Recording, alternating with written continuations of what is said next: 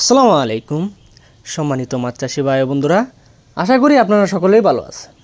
দেশ ও দেশের বাইরে যে যেখান থেকে বসে আমার এই চিতল মাছের ভিডিওটি দেখতে পাচ্ছেন, সকলকে জানাই আন্তরিক শুভেচ্ছা ও অভিনন্দন। তো মাছ চাষি ভাইয়েরা, আজকে আপনাদের মাঝে চিতল মাছ চাষ সম্পর্কে এবং শতকে কত বীজ দিবেন তা বলে থাকবো, তাই ভিডিওটি স্কিপ না করে সম্পূর্ণ ভিডিওটি দেখার চেষ্টা করবেন।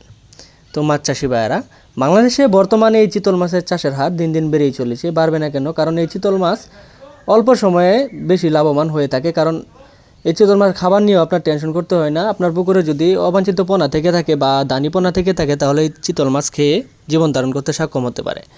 আপনি যদি 5 থেকে 6 মাস যত্ন সহকারে চাষ করেন, 5 থেকে 6 মাসে আপনার এক একটি চিতল মাছের ওজন আসবে 1 থেকে 1.5 কেজি বানিয়ে আপনি বাজারে বিক্রি করতে পারবেন।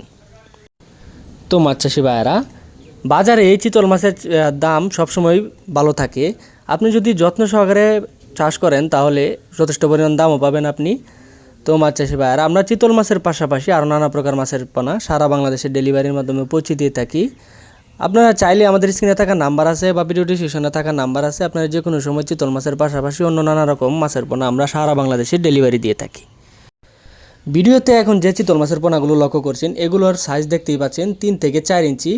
আপনারা চাইলে 3 থেকে 4 ইঞ্চি বা 5 ইঞ্চি 6 ইঞ্চি সাইজের চিতল মাছের পোনা আমাদের কাছ থেকে সংগ্রহ করতে পারেন।